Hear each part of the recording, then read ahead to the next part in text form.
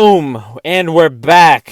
Man, we're back from last week's fucking shit show. Jesus, dude. I was a click away from deleting my YouTube channel, bro. Although I just got started, I couldn't take an L like that, man. I couldn't take an L like that. I took a fat L on last week's fight night card. I think it went like 3-11 on fucking picks. Get the fuck out of here. But it's fine. It's fine because I got nothing to lose. So here we go. We're gonna sweep this card. I'm gonna sweep a card in Big 2025. I'm sweeping a card this year, and I think this might be the one. All right, let's get into it, man. And these prelims and these early prelims, we got some mid offs going on. Beksat, Almacan, Brad Katona. I'm gonna go with Beksat, Almacan. He had a good fight with Umar, and I believe he can actually KO Brad Katona. Brad Katona is not good. He's not very good at all, to be honest. There's a reason why he got kicked out of the UFC before, and he's lucky he fucking won. Well, he's not lucky. I mean, he won fair and square. But I mean, he's lucky they didn't have anybody else good on that tough season because he shouldn't be in the UFC. All right, Lee Jeong-yong, Daniel Santos. I'm gonna go with Lee Jeong-yong. Daniel Santos is moving up. And I just don't think the lighter man skill is going to carry him. Lee Jeong-yong, he went to war with Hyder Mill. Hyder Mill is good. But Lee Jeong-yong is also very good. Hyder Mill is just really, really good. You know what I mean? But Lee Jeong-yong, going with him. Bruno Silva, Marc-Andre Barriault. Ooh, this one's such a toss-up, man. Both these guys are so fucking mid. And let me just see. I think, did Bruno Silva get KO'd in his last fight? Because that's really going to... Okay, fucking Google doesn't want to make shit happen for me. Error loading content. This is what we're doing out here. This is what's going on. Fuck off. Let's see. Whatever, dude. Fuck it. But Marc-Andre Barriault, he's coming off 2 KOs. He is quite trash. His style of fighting is no longer applicable, even for a fucking Marauder. He's probably one of the lowest, skilled Marauders on the UFC roster. Whereas Bruno Silva, although he's definitely on a decline, I do think he's still pretty good. He's still pretty durable. He does consistently hurt people when he fights. He hurt Shara for a moment. He hurt fucking Chris Weidman for a moment. I mean, he went to war with Alex Pereira. I do think Bruno Silva is, I don't think he's good, but he's better than Marc-Andre Barriault. So we're going to go with Bruno Silva. All right, so I got Beksat, Lee Jeong-yong, Bruno Silva for the early prelims. Now for the prelims. Navajo Sterling, Ivan Erslan. Ivan Erslan is also not good. He got beat by the guy literally right above him, Ion Cutelaba. Yeah, man, he's also kind of like a Marc-Andre Barriault, just like a fucking blockhead, swing for the fences kind of guy. And I think Navajo Sterling, I don't think this guy's good enough to KO, to fraud check Navajo Sterling. Navajo Sterling is quite good. He comes out of CKB, which is a great gym. Dan Hooker, Adesanya, Volk. Just to name a few, the other fucking guy, Earl Olberg. But I think Navajo Sterling is quite good. In that fight with Tuco Tokos, although it went to a decision and, might not have been like the performance he wanted, it did show us like he has durability, he has good cardio, and he has the ability to, get hurt and like keep his mind focused in the fight. And he's also shown that he has pretty good fight IQ to not let himself get finished by someone like Tuco Tokos, who's pretty much on the same level as Ivan Erslan. So I'm going to go with Navajo Sterling. I think this is going to go to a decision now. I don't think it's going to be a good KO. Modestas Bukauskas, Ion Cutelaba. Oh, man. Modestas Bukauskas gets kicked out of the UFC, rips his fucking knee because of Khalil Roundtree, really scumbag move. And then now, I mean, his last fight against that guy, Cachoeira, that guy's shit. That guy's terrible. I think he got cut from the UFC immediately after.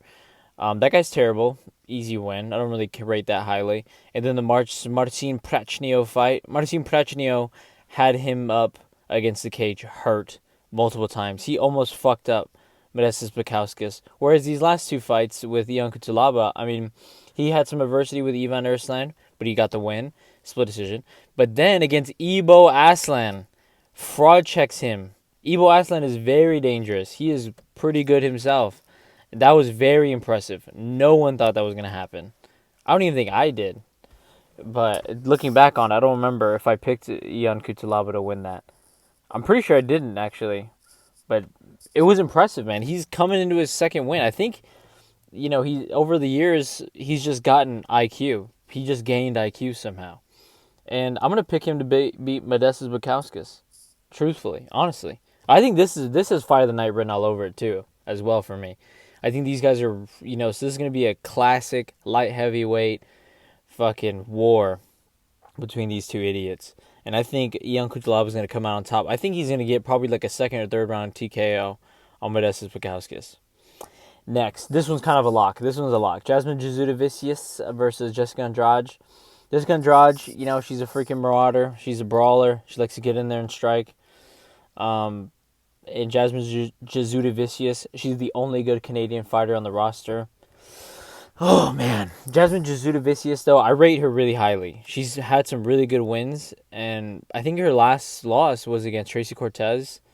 But it was an okay loss. I mean, she didn't get, totally fucked up. They went to war, and Tracy Cortez came out on top. But since then, she's shown a lot of improvement. She's shown real dominance in the grappling and in the striking. I think she's going to be able to mix in takedowns really well with the striking on Jessica Andrade, and either get a good decision or maybe even a ground and pound TKO on this. But I'm going with Jasmine Jasudavicius. She's great. I like her. Charles Radke, Mike Mallet. We need Charles Radke to win. Charles Radke is a fighter I've really gotten behind since he came in the UFC. I know he lost to Carlos Prates, and he was going in there to fight with Carlos Prates. He really just fed into Carlos Prates' game plan. I think if he fought him again now, he'd definitely go at it differently and potentially get the win, because now we know that Carlos Prates is a fucking idiot. But I'm going to go with Charles Radke. Mike Mallet is also good. He's very well-rounded, but, I mean, fraud check by Neil Magny. Lord help him. He knows not what he do. But we need Charles Radke to win. We need him to say it again in Canada. He's already, this media day, he was fucking talking shit. He was saying, fuck Canadians, fuck Full Send. I love it, man. We need this guy to win.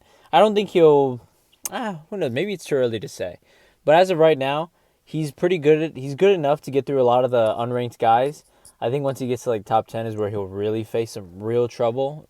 But I think he's good enough to beat Mike Mallet. As long as he doesn't get taken down, if he can show good takedown defense and strike with him on the cage, I think Charles Radke will get a good win for himself. Next, Benoit Saint-Denis, Kyle Prepelec. Benoit Saint-Denis better win. I was gonna pick Joel Alvarez. I'm pretty sure everyone was gonna pick Joel Alvarez to fucking kill Benoit Saint-Denis, but he pulled out, and now he's officially going to welterweight. Fine, whatever. Benoit Saint-Denis, he needs this win. Kyle Prepelec sucks. He got cut from the UFC. They're giving him another chance. He's stepping in on short notice, doing the UFC a favor. Hopefully he's getting paid to lose, basically. So we need Benoit Saint-Denis to get back in the win column, and I think he gets a TKO finish in probably the first or second. I want BSC to win. Natalia Silva, Alexa Grasso. Oh, man. This is Alexa Grasso is gonna probably feeling pretty good, because she's like, I'm gonna actually get to strike for once, for the first time in 2 years after getting laid on by Valentina Shevchenko. She's probably excited going into this, but I don't think she is good enough anymore. She's getting up there in age. Well, actually, age never really plays too big of a factor in women's fights, because we have freaking prospects that are in their 30s already. But I think Natalia Silva is really, really good. Her striking is fucking next level. She destroyed Jessica Andrade. And I want Natalia Silva to win this, and I think she will. I think she's going to piece up Alexa Grasso. They're going to have really scrappy moments where it looks like Alexa Grasso is getting, taking the momentum, but Natalia Silva is going to take it all away. I think it's going to be a good decision victory for Natalia Silva. Amin Zahabi, Jose Aldo. I mean, dude, 37 is Amin Zahabi. He is not in any way, shape, or form a prospect. He is a mid-fighter. Jose Aldo is not a mid-fighter. I know the Mario Batista loss makes people want to pick against Jose Aldo, but it's fucking Jose Aldo. All right? Amin Zahabi is not even as good as Jose Martinez or Mario Batista. He sucks. And if he beats Jose Aldo, honestly, bro, don't come to school on Monday. Don't show up to school on Monday. Don't show up to work on Monday. Don't show up to the gym on Monday, because I'm going to be there, dude, and I'm going to be crashing out. Jose Aldo, if he is the legend that we believe he is, that we know he is, he should be able to beat Amin Zahabi pretty quickly. I mean, not quickly, pretty convincingly. So I'm going to go with Jose Aldo. Manon Fiorot, Valentina Shevchenko. This one, look at this prospect, 35 years old. But straight up, dude, I want Manon Fiorot to win. She's shown good takedown defense, especially someone who like Erin Blanchfield, who up until she fought Manon Fiorot was like dominating every girl in the grappling. But Valentina, I don't know, man. She's just so skilled. She's so skilled, and she was able to lay on Alexa Grasso and just basically dominate the fight. I don't think she'll be able to do that against Manon Fiorot, but I think she will be able to do it enough to get the win. I don't think Amanda Fiorot is experienced enough or has fought anybody to the skill level of Valentina Shevchenko, truly. I mean, she fought Rose Namajunas, but Rose Namajunas broke her hand in that fight. You know, and even Rose Namajunas was able to make it competitive. Erin Blanchfield, we kind of found out she's not that girl. Who has she fought since then? I think that was her last fight. I think so. But, yeah, I think I'm just going to go with Valentina Shevchenko to get another title defense for herself here.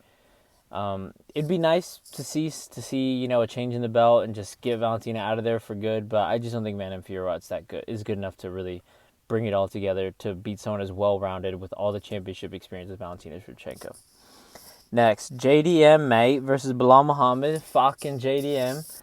I'm having, like, the worst year ever on picks, even though it's, like, my first year ever being a full-time YouTuber. So I'm doing shit on picks, on main cards at least. But fuck, man. I just have to go with JDM. Like, Belal is good, man. He keeps winning. But, like, I think we're seeing a real, change of the guard here in welterweight. And Belal has only pretty much fought a lot of the old guard welterweight guys, except for Sean Brady. And great win. It aged well. I mean, Sean Brady just fucked up and finished Leon Edwards. But other than that, I don't really rate any of his wins like that highly. They're wins, and he's been on a crazy win streak, but I mean, like, who cares? Who cares, bro? He fucking fought Gilbert Burns with one arm.